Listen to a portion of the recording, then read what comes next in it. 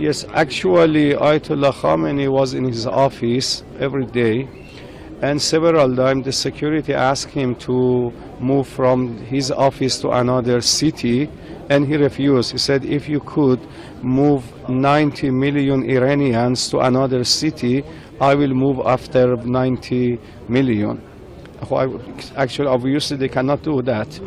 They asked him, we will provide you some basement to be safe for you. Said, if you could provide and build basement for all Iranian, yes, I'm ready also to be after 90 million. Actually, they couldn't do that for all Iranians, so he remained in his office, in his house, and in the morning, the aircraft of Zionist regime and America attacked his office.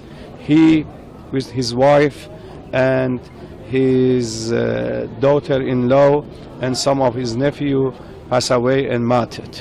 There is also news that the assassination of the Ahmadinejad, the former president, is also happening. What's your first reaction?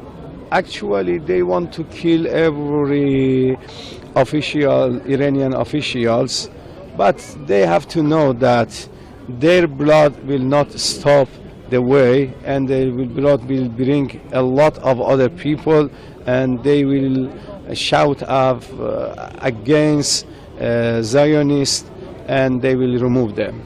Now that the leader has been killed, or the assassination attempt that has been made killed, now how are things going to unfold for Iran?